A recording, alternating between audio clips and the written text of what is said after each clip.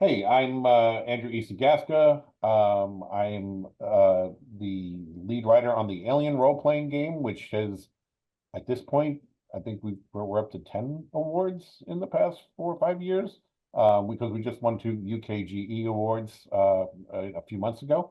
Mhm. I am a writer of 2 Planet of the Apes novels and the brand new Planet of the Apes role-playing game, which is on Kickstarter right now for pre-order. And it's doing well. We've been unlocking a lot of cool stuff for people to have extra. I've written a couple Choose Your Own Adventure graphic novels. I've written for Space 1999 for Buck Rogers, a bunch of other properties, but I also was a consultant to 20th Century Studios on Alien, Predator, and Planet of the Apes.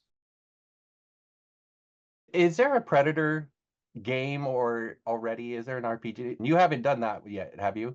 No, I would do a Predator game because I wrote the Predator Bible, the 700-page Bible, so internal Hmm. Bible. So I would love to do it because I know it like the back of my hand.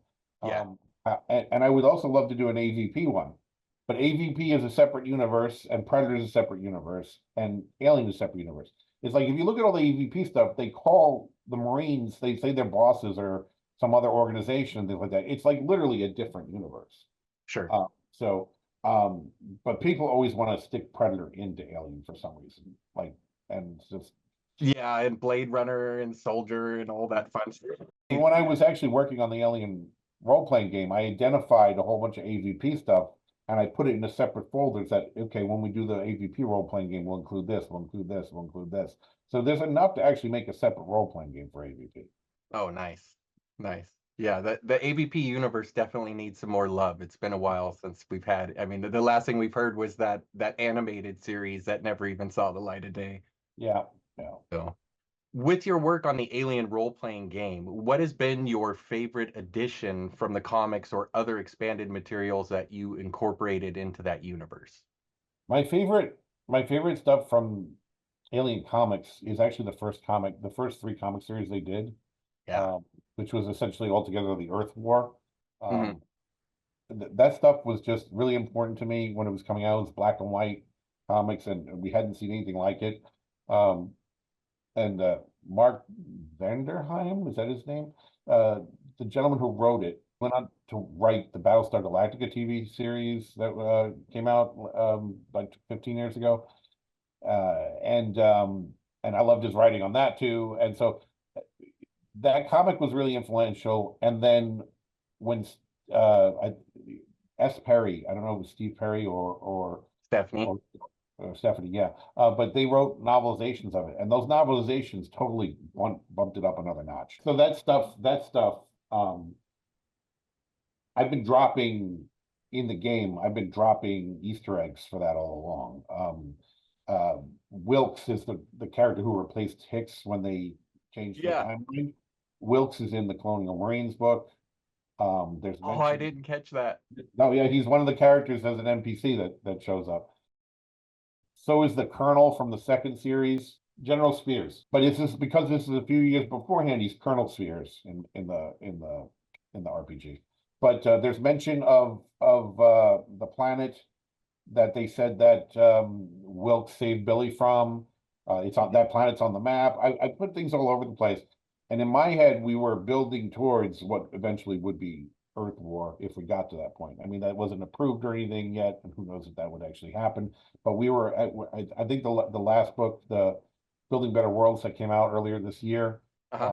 that was set in 2187, and those novels slash comics take place in the early 90s, 2190s. Oh, okay. Okay. Yeah, so we were building towards that stuff. So you actually might have had and like does that mean the RPG might have been had some Earth aspects in it, like actually being on Earth at that time or Well, so I pitch these things one at a time, Mhm. because you can't put, and then we're going to do this, and then we're going to do this. You never Yeah, know if that's that's going to true. happen, right? That's Because true. everything shifts, right?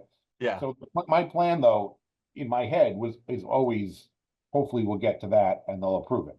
So Yeah. I never even brought it up to them. They don't even know. Yeah. So you actually you heard it here first, folks. But if I have a chance, that's where I would like to go with it because I love that stuff. Is there any more DLC coming for the Alien role-playing game? Um, So I'm I'm not allowed to say anything right now, one way or the other. Um, but and that's basically because of what's happening with there's a film coming out and a whole bunch of stuff like that. But all I can say is that I would love to be involved again, and I cannot say whether that means I am or not. Cool. Cool. So hopefully so. Hopefully so. What are your thoughts on the Alien Romulus trailer so far? I I I think it was great. I think it's captured the feeling, and there's way too many face huggers running around there, which Oh is yeah. good. Yeah. I like the I'm, aspect of fear coming back. It feels, don't you like yeah, having an actual horror director, not that Ridley or Cameron are bad directors, but I really felt fear in this trailer that just feels like a return to form. yeah, which is what it needs. I mean, that's what I mean. Okay, so there's toxic, and I'll say it, toxic fans who really didn't like Prey, the Predator prequel, Yeah, who hate it because, oh, this little girl, how could she have possibly have stopped the Predator? But the one of the core concepts about Predator was you're never going to beat it by being stronger than it. Okay, because sure. you can't be stronger than it. It was always about using your head to figure out the situation. Okay. Yeah, Now, I mean, there's people who just don't like the movie. Sure, that's fine. But if they don't like it because it's a girl, then it's become a different topic. You see what I'm saying? It's like yeah, then it becomes something toxic and just stop. yeah, But you don't have to like everything. I don't like everything. But I thought that was yes, it was a girl now, and yes, it was set in the past, but it was also a return to form for sure. Predator because Yeah, it was the single hunt thing going on again, yeah. and it was very clean, unlike the previous Predator movie, which was all over the place. Oh Um, yeah, yeah. yeah, So yes, Alien, I feel like needs that. Hey, do you remember what you really liked about this? Because we're going to do that now, and yeah. that's what we got here. So I'm looking forward to the movie coming out. And what are your thoughts on the upcoming Hulu Alien series by Noah Hawley? Especially with the time frame. That's a question I know a lot of us Alien fans are worried about, like a xenomorph on Earth before Ellen Ripley even leaves or is out in, on her way Well, to. the question is there a xenomorph on Earth? Well, from what we've heard, there's going to be in the series. I know they said that the xenomorph will show up and that the series is supposed to take place on Earth. So I guess you're right. That doesn't Right. mean it will be on Earth. But when People, he people, said that, people like to react, and my opinion on these things are always, why don't you just wait and see before you react? yeah, It's and I think if it's done well, then it's done well. You can do it. Have they officially confirmed whether or not it's what universe it's in? Is it definitely in the same universe, or is it a reboot? Have they confirmed that or anything, or are they just everybody's still up in the air? I've heard both. I mean, at first they were saying that it was going to retcon the prequels, and then Noah himself came out and said, no, the prequels happened, they're historical documents. But then he said he sat and talked with Ridley and said that his exact quote was that the xenomorph being a new creation from an android does not work for him, and he's not going to use it. And he said Scott was okay with that. So The funny thing is, and that's not really what the plan was. Like in the script and everything, when they were shooting, the idea was that David found a fossilized egg that the engineers had, and he yes, reverse engineered it. yeah, Okay. that's in the novel. Yes, that was what was supposed to be. And then Ridley decided to leave it ambiguous so that people would start talking about, wait, what just happened? Does that mean David created them to build the buzz? And I understand why he did it, but I think unfortunately the way fan communities are nowadays, people grabbed onto that and said, you ruined my childhood, you Yeah, know? So yeah. it's like, no, look at it from the movie's perspective. Who said that the alien was created by David? It wasn't on screen. It's all No, Ripley no, interviews. there's one person who implies it, and that's David. Okay, Oh yeah, yeah, okay, David, who has not seen maintenance in 10 years, and he's when Walter quotes something, he gets the author of the quote wrong. yep, David's malfunctioning. Okay, yeah, yeah, and David is not supposed to be able to create things. That Walter says our models are not supposed to be able to do this.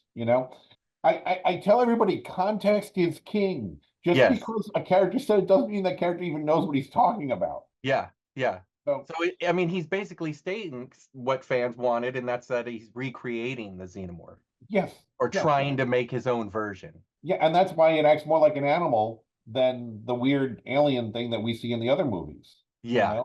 Yeah. Because it acts more like a tiger on steroids in Covenant. Yeah. Well, and I think all of the problems came from the interviews and then the marketing. Like if you go by the figure from that film, it's called a xenomorph.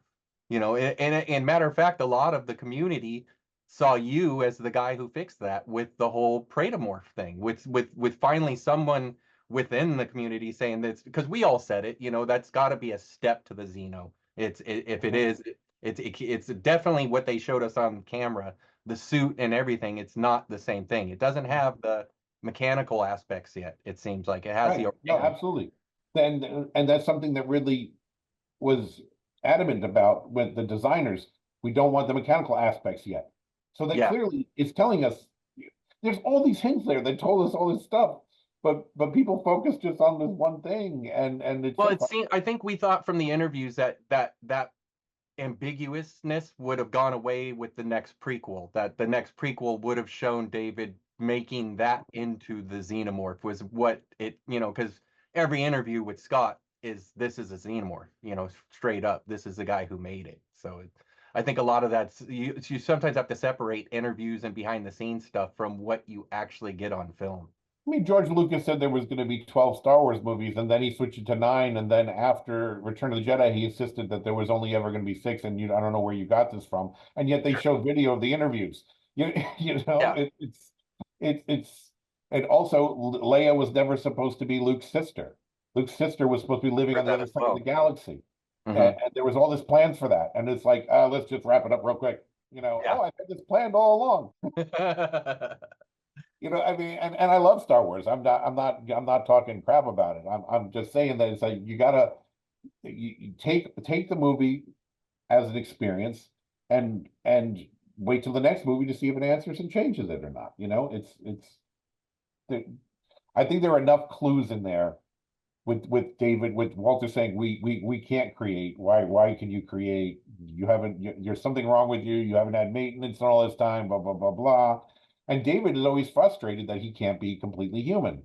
So he's trying too hard. So I think there's plenty of clues in that movie. Sure.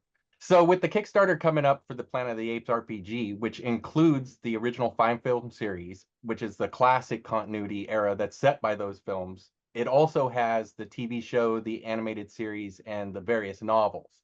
So how were you inspired by all of this collective material that's being used as part of the RPG nearly 50 years later? Well, first of all, I'd like to say the Kickstarter is actually live. Yeah, it's been going on for 2 weeks, and we are actually, let's just check it now. I think we're about to hit, we're very close to $225,000. Nice. Yeah, so Nice. it's doing well. And the higher we get, the more unlocks we're getting, where you guys who are backing it can get free stuff.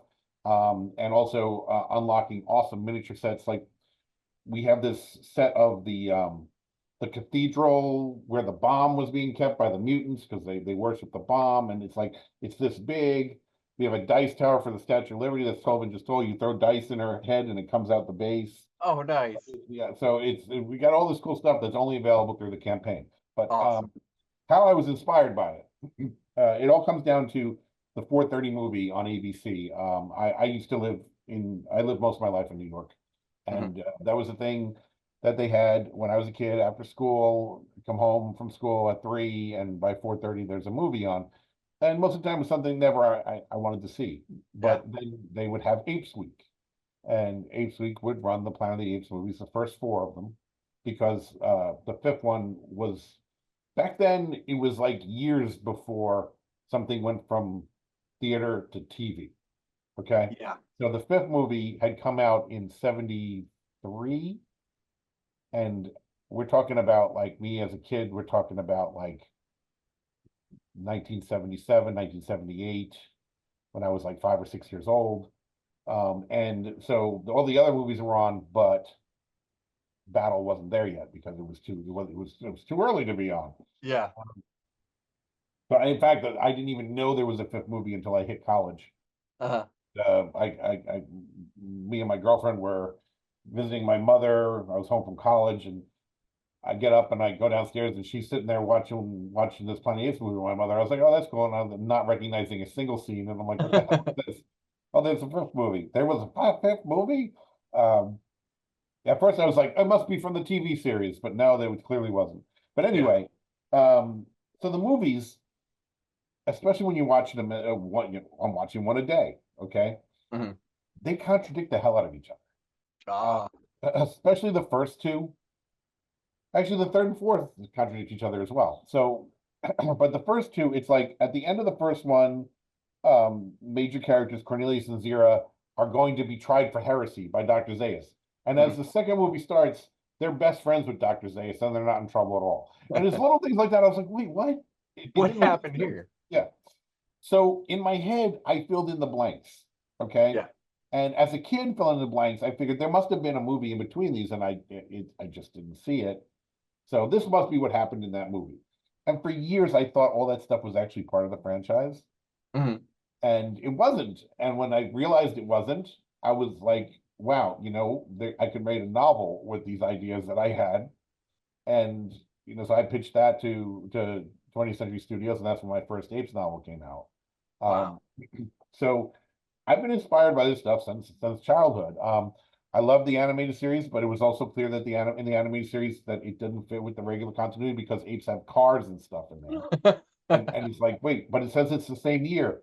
And ironically, when I was contacted, so I wrote the Apes novel, and then 4 years later, got a random call from 20th Century Studios from a new franchise director there who had said, and I mentioned some of this, I think, when I talked to you about Alien. Um, Mhm. he said to me, I actually read your Planet of the Apes novel, and I think you may know the stuff better than we do. Would you like to come on as a consultant?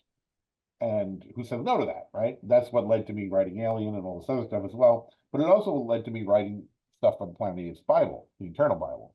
Mhm. Um, and so I based, since all these things didn't make sense together, I was able to base it on a line of a dialogue that's in the third and fifth movie when they're talking about time, and they say time is an infinite highway with an infinite number of lanes. If you change your lane, you change your destiny. So Ah. you're saying these are different lanes of time. Uh-huh. Uh, so that's how it works, and that's something key in the role playing game too, um, because you don't have to, you're not stuck with the events that happen in the movies. Yeah, Okay. sure. Yeah. You could be in a different lane of time, and everything could go down completely differently if you want. Mhm. But I also read the black and white comics for Planet of the Apes that came out in the 70s. I didn't Mhm. see them until the 80s, but I read them then. Sure. And there were some crazy ideas in that were great, and I worked them into my novels and then worked them into the games. So I've been inspired by Planet of the Apes since childhood. So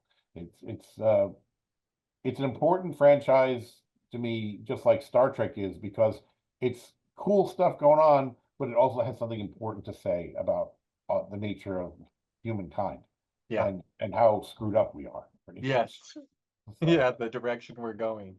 yeah, Well, no, I think it's really cool too that with both RPGs, with the Alien one and the Planet of the Apes one, that they're inclusive. It's this idea of bringing together these massive universes that really weren't meant to do that, but the chance is there if it's approached in the right angle. right. And I'm pretty sure we talked about barroom canon when we talked about the Alien RPG and how I was able to fit in comics whose continuity didn't really fit anymore with the newer movies by saying it was that story happened in some form. The version that you read, if it doesn't count in continuity anymore because it just doesn't work, then that version was overheard in a bar by someone who was talking about his drunk cousin who said this story. And Yeah. so there's some truth in there, and how much of that is true is up to you at your game table. Yeah, Um, yeah. That works so well for an RPG. I'm not even an RPG game player myself, but that opens so many doors. In Planet of the Apes, we have the same thing, but we call it campfire cannon instead of. Oh, okay. Yeah, Okay. Well, and I like that because you see it happening with 20th century themselves, where like the Crusher alien has appeared in other media, but not everything. They don't keep all of that Colonial Marines game because it failed, but the yeah, good parts from it live on, and yep. you see them in your game, and you see them in other video games as well. I mean, I think the Crushers have even appeared in other games lately, so it's cool to take the good. Leave the bad. Absolutely, absolutely. And that's a good lesson for fandom in general. It's spend more time with what you love and less time with what you hate, you Yeah. know? So what excites you the most about the classic science fiction universe? And so, I mean, I'll start this by saying I am a fan of the new movies, Hmm. the the four that have come out since 2011. I especially enjoyed Kingdom, which was in theaters recently. Hmm. But for me, looking at it from an RPG standpoint, there are so many wacky ideas in the original Planet of the Apes that like it just broadens the horizons of what you can do in this world. I mean, Sure. there's there's a mutant cult that worships a bomb, and you know, if you go by the animated series, there's a different set of mutants also, which we've included that worship a tree instead, Hmm. because they want the return of the green to come to the Forbidden Zone, and they have different powers. So I made them, you know, warring factions, and the Fellowship of the Bomb is trying to basically kidnap the other ones and convert them into bomb followers, and you know, so it's like there's all this stuff that was like, well, that's a great jumping point for this and that, and then there's technically time travel involved in the Apes movies, and Hmm. it's just all this crazy stuff. Um, and the other movies, the new movies, are taking a very realistic, slow moving approach to it, where we're seeing key events happening in the timeline, Ah, but no wacky, no sci-fi elements added there, except for that fact that yeah, apes speak. You know what I mean? So sure. it's a totally different thing, and there's just so much room to play in the classic universe. Is that universe as broad? Do they have any expanded universe stuff to the modern tales? They have a couple of novels, and they've had some comics, but it's when a series is being developed like that, it's very hard to take it down with, well, this is like this, without a producer deciding to change it for the next movie, and then what you thought you had created was canon is now not, you know. Sure. So it's a little rough. Like with Alien, I got around that by always making everything a mystery, which totally fits Alien, you know. Yeah. Um, and what the benefit of that also is it gave you at your game table to decide, okay, in my universe, this is what it is. You know, you Yeah. get those choices. Yeah. Um, Everyone gets to with live out their headcanon. but with an active film series like that, it's very difficult. I've heard stories of things that have been in production where it was almost done, and then they rewrote a script, which eliminated the character, and now you can't do that book with that character anymore. Well, Sure. it's almost done already, you know. So it's frustrating, and I understand why it happens, because the studio wants to protect their IP, Yeah. and they want to make sure they're making a consistent vision.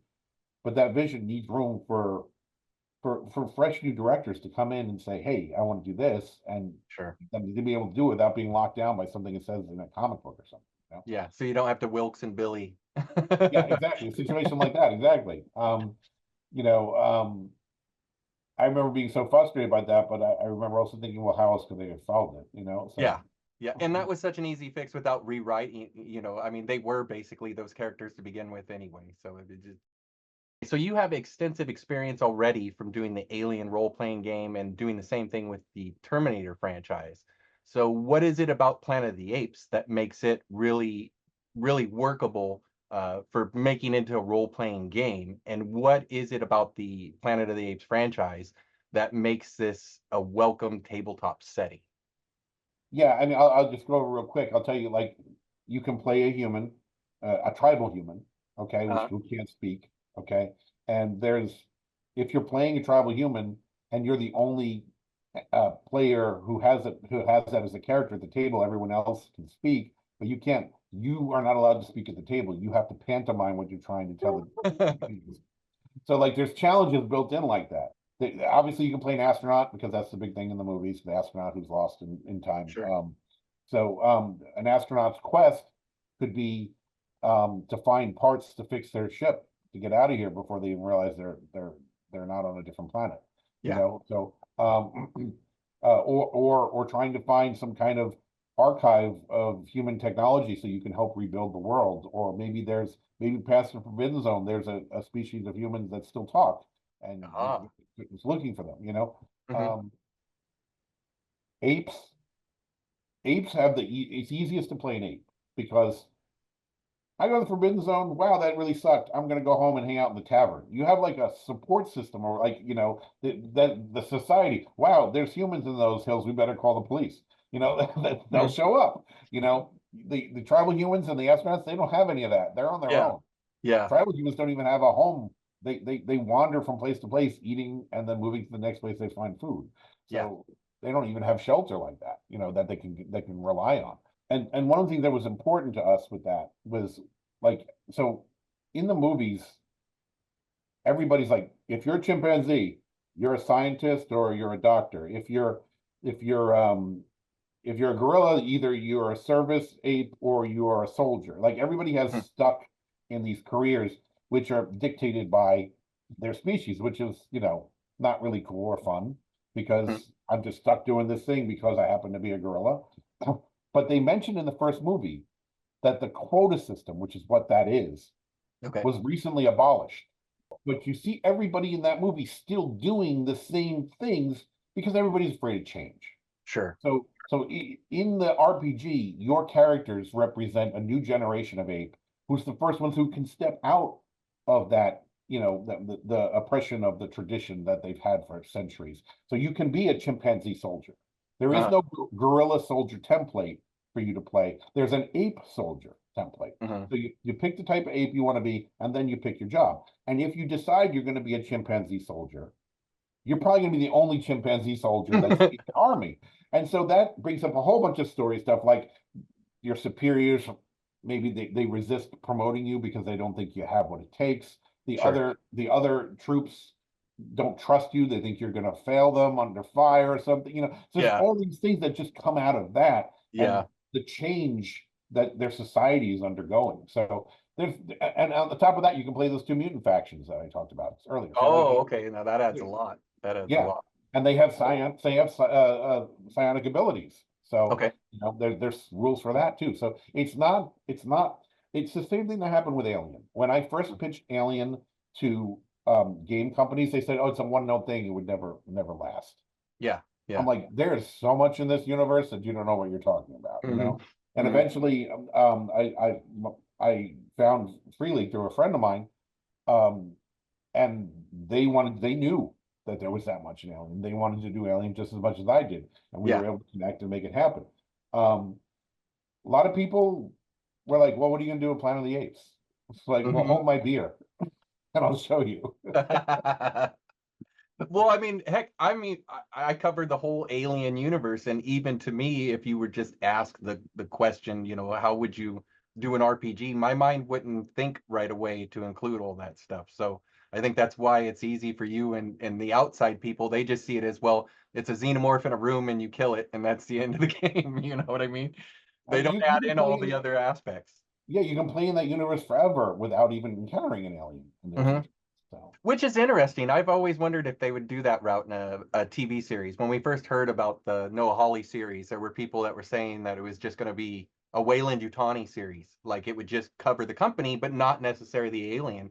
And that still interests me because the company absolutely, is crazy. I'd love to see what they're doing. yeah. I mean, to have a stuff about corporate shenanigans, and I don't mean like funny slapstick shenanigans. I mean the terrible things that they do and trying to Yeah. cover up the cover ups and the innocent people that are stuck in it, like, and make it a sci-fi show about that. That's super interesting. So, Well, thanks for having me, man. This was yeah. great. I've always enjoyed talking to you, even though we have all these secret tapes of conversations that have never made it. Um, hopefully one day we can open the archive and see all these things. But no, like I said, it's always great talking to you. I'd like to remind everybody that the Kickstarter is still live right now. Not too late to make your pledge, and lots of cool stuff on it. The link is going to be in the description, and you know, just come by and take a look, and I guarantee you will be impressed. We have some great artists on it. And we got some great minis, and everybody loves miniatures, so check it out. Cool.